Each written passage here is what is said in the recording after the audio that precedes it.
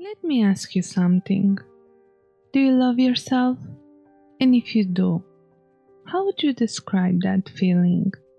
What kind of love are you wrapping yourself with? It's unconditional, patient, kind, and understanding? Or is conditioned, tough, moody, and judgmental? Welcome to another episode of the Black Swan Mindset. My name is Bella, and I'm gonna help you shift the only domino piece that truly matters, your mindset.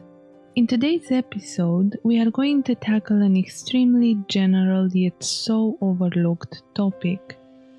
And I'm going to share with you the 5 main steps in learning how to love yourself completely, unconditionally, and purposefully.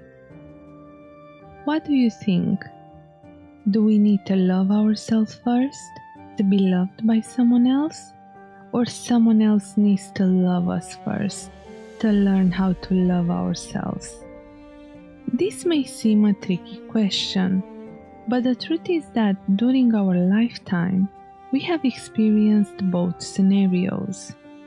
As children, we have been loved by family members or friends, and as we grew up, we have learned how to offer that kind of love to someone else.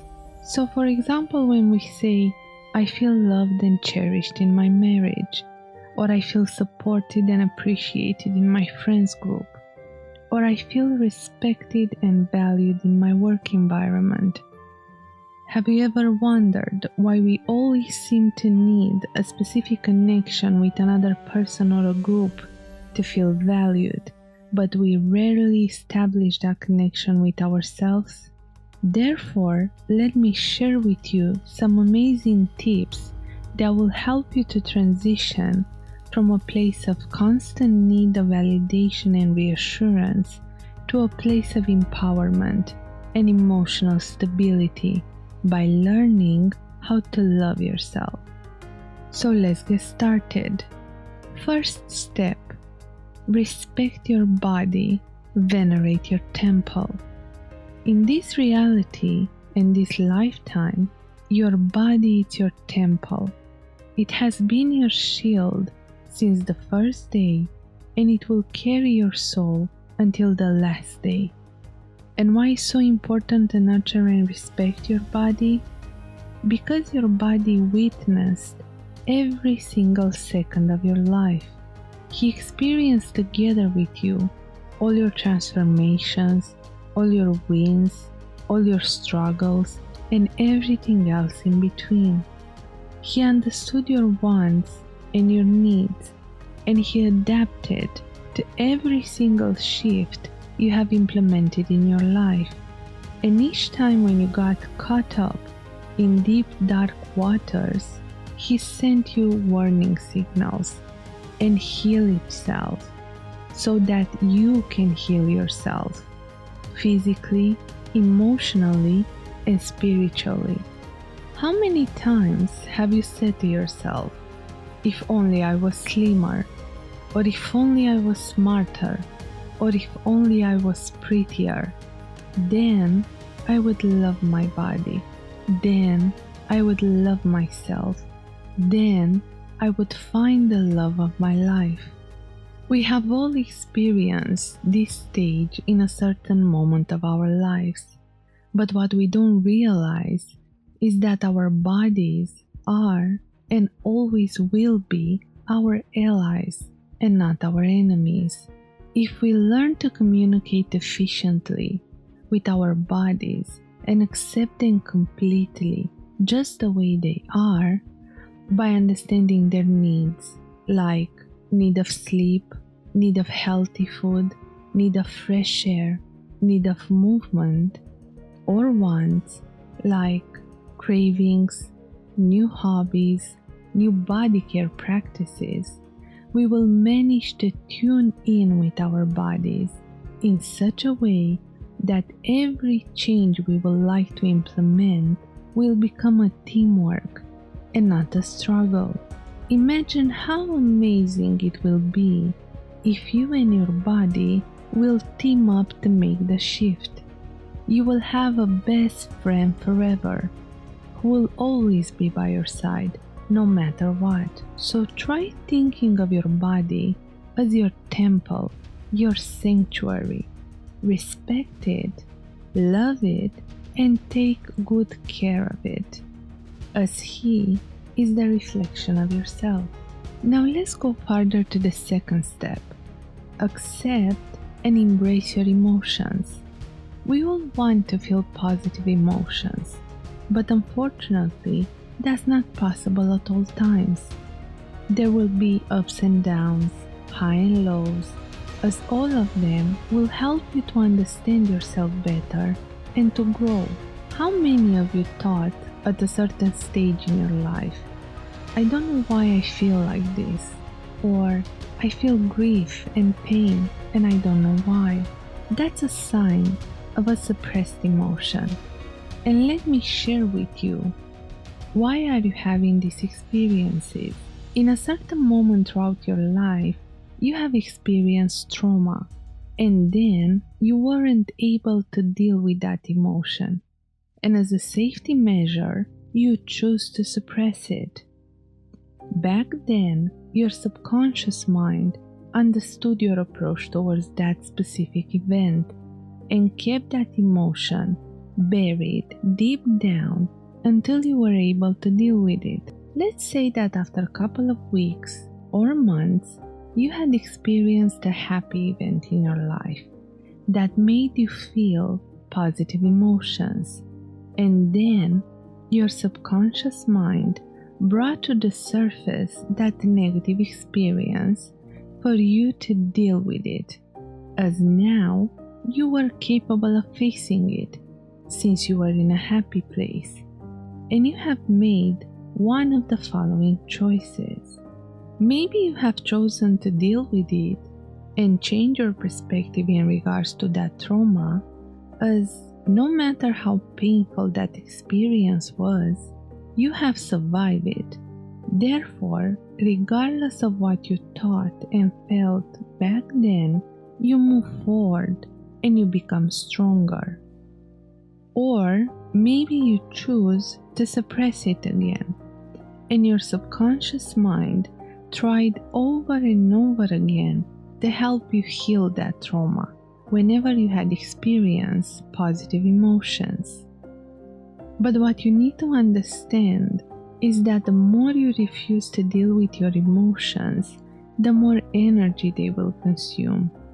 As your amygdala, the emotional center of the brain, gets stuck in an irrational thought process, and you end up feeling confused and exhausted. So even if you can't deal with a specific emotion at the time of its occurrence, try dealing with it as soon as you can.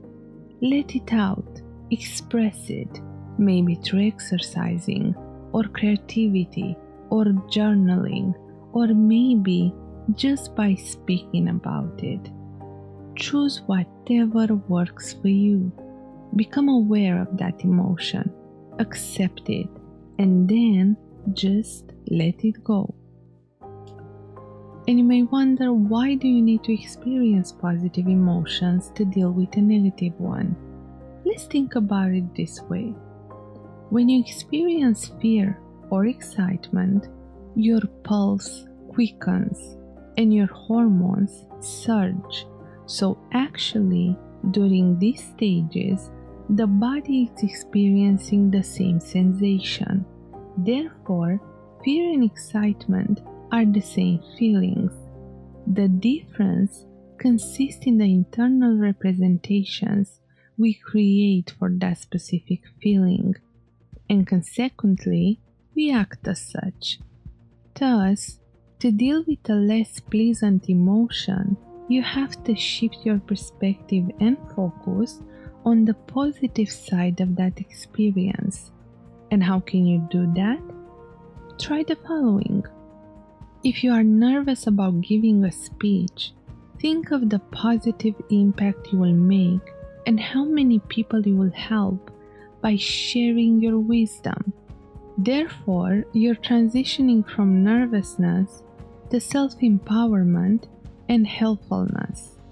If things didn't turn out the way you wanted, think that something bigger and better is coming your way. Therefore, you're transitioning from disappointment to hopefulness. If you feel insecure about your skills, consider how much you've improved since you started, and you're transitioning from insecurity to self-appreciation and progress. If your job is stressful, reflect on how much your contribution helps other people, and you're transitioning from stress to usefulness and assistance. If you had a failure, remember the lesson that experience taught you, and you'll be transitioning from failure to valuable feedback and improvement. So there is always a positive aspect to any experience you may have, and by accepting your emotions, you are in complete control over them, as once accepted, they don't have the power to rule over your behavior, your actions, or your life anymore. You do. And that is one of the most amazing self-love gifts you can ever offer yourself. Third step, rephrase your thoughts from a love-based perspective. Did you know that an individual has on average between 12,000 and 60,000 thoughts in a day, and 95% of those thoughts are repetitive from yesterday or the day before that? And even more surprising is that 80% of those thoughts are negative towards ourselves or somebody else. And you may wonder, how can I love myself when I'm stuck in such a negative pattern? And the truth is that you can always shift that negative pattern by changing your mindset, your beliefs and your behavior, your actions, and therefore your results. Your mind is amazing in her approach to perceiving information. She deletes, distortions, and generalizes all the information you are receiving according to your model of the world. So, you may be presented with an amazing opportunity, but instead of having a positive mindset and thinking how lucky and blessed you are and how ready you are to grow and to improve yourself through this experience, you are having a fixed mindset and you consider that you're not ready for it. So you allow fear and anxiety to take over. And what is the result? You end up missing that opportunity. And the next time when you are presented with a similar opportunity, you take the same approach and you experience the same results. And that is a fear-based thought pattern that leads to negative emotions and negative thoughts. So instead of focusing on questions such as, why do I keep losing opportunities? Why I can't have that slim fit body? Why am I not getting that amazing job? Or why is it so hard to find a wonderful partner? Try rephrasing those questions into, how can I become more confident in taking advantage of similar opportunities that would help me to grow and improve even more? How can I enhance my diet and my exercising routine in becoming healthier and more attractive? How can I upgrade my skill set in order to get that amazing job? Or how can I love and respect myself more in order to attract the right partner that matches my vibration? What you should understand is that your subconscious mind is conditioned to seek more and more evidence to back up the beliefs you're having. So when you are focusing most of the time on your negative thoughts, your subconscious mind will bring you evidence of those thoughts and beliefs. But if you rephrase your negative thoughts into positive ones, She will bring you evidence of those beliefs, and therefore you will experience different and better results. Try rephrasing your thoughts from a love-based perspective. And why is that important? Because the thoughts you're having are generating your emotions, and your emotions are being expressed through your behavior, and your behavior is leading to your actions, and through your actions you are experiencing the results. Now let's go further to the fourth step. Learn to discern love from attention. As children, we tend to confuse love with attention from our family members or friends' reactions. Do you remember when you were really excited about something you have created or discovered, and you couldn't wait to share it with your parents or your friends? Sometimes they were available to appreciate your discovery and your creation, and other times they weren't. So back then, you have thought to yourself things like, my mom doesn't love me, she doesn't want to look at my drawing, or my dad is always at work, he doesn't have time for me, so he doesn't love me, or my friends don't have time to play with me, I think they don't like me. And there, right there, it's one of the biggest confusions in life. And what do I mean by that? Back then, you requested their time, their presence, and their attention, but not their love, as their love was offered to you in so many shapes and forms through constant care and constant support. And because of that confusion, you grew up and you have unconsciously developed beliefs of unworthiness and low self-confidence. You thought that you were never good enough, and you have kept trying to please other people just to fit in. Or you have developed self-esteem issues, as you believed you are not worthy of love just because you thought that if someone didn't offer you their time and attention, nobody else will. What you should try to understand is that as an adult, you are able to love yourself unconditionally.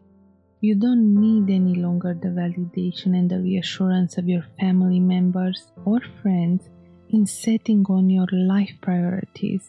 You are the creator of your own path, and you are always enough, just the way you are. You are capable of receiving and giving love. You are able of dealing with uncomfortable situations, and you don't need another person in your life in order to love yourself. You want another person in your life because you want to live that experience. But self-love, it's a one-person job, and that's yours. Now let's get to the fifth step. Be mindful about the words you use.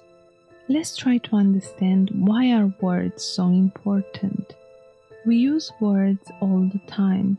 We use them to speak, to write, to connect with other people, to express our emotions, our thoughts, our wins, our losses. We use them to reflect, to analyze, and we even use them when we have an inner monologue. We use them to express our wants and needs. We use them when we are sharing our dreams and hopes, but we also use them when we feel stressed, irritated, resentful, angry, jealous, or upset. And the most interesting part is that your subconscious mind is aware of every single word you say. But the least positive part is that she doesn't have a sense of humor and she doesn't understand sarcasm. So when you are saying to yourself, I'd rather pass out than give that speech, or I'd rather die than deliver another report, or my work is killing me, or maybe my boss is driving me crazy, your subconscious mind is hearing you, and her main duty is to keep you safe. So in response to your instructions, she will offer you a cold, or a migraine, or anything else that will prevent you from giving that speech or delivering another report, as your safety is her main priority. Also, as you may know, up to 60% of an adult body is made of water. And allow me to explain how is that related to the words you're using. According to Masaru Emoto experiment, when exposed to certain negative phrases like I hate you or I'm afraid, the water molecules shifted into misshapen clumps, opposite to beautiful lace-like crystals when exposed to positive phrases such as I love you or I care for you. Now, think about the effect your words are having on the molecules of water in your body. When you are using positive words, high vibrational words, your cells know it, and your body reflects that kindness and love through well-being, excellent health, and feelings of harmony, inner peace, happiness, gratitude, joy, and contentment. But when you are using negative words, low vibrational words, the molecules of water in your body are shaping and shifting into these harmonious sequences, which later on can generate blocks, imbalances, and negative thoughts that in a long term can lead to illness and sickness patterns. Therefore, try to be mindful about the words you're using on a daily basis, especially when you are having an inner monologue, as your inner critic can be very tricky in offering you amazing self-sabotaging techniques that are surfacing as low self-esteem, unworthiness, or low self-confidence. Often, during our lifetime, we get used to listen our family members, friends, or partner saying I love you, or we say I love you to the ones we care about. But what we tend to overlook is the love towards ourselves. So take a moment each day and say to yourself, I love myself. I honor my body, mind, and soul. I am so happy and grateful to have a wonderful human experience in this amazing body. I am always healing from inside out. The love I have for myself is strengthening my core and it's aligning me with my highest purpose.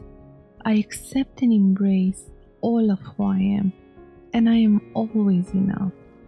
To summarize, the 5 main steps in learning how to love yourself are: respect your body, venerate your temple, accept and embrace your emotions, rephrase your thoughts from a love-based perspective, learn to discern love from attention, and be mindful about the words you use. Always remember, love conquers all, but the first battle you need to win is the one with yourself. I hope you have enjoyed this podcast, and if you found it useful, please give it a like or share it with someone dear. Thank you for listening, and if you have any questions, please let me know your thoughts in the comments. Until next time, remember that by shifting your mindset, you can change your reality. Enjoy the journey.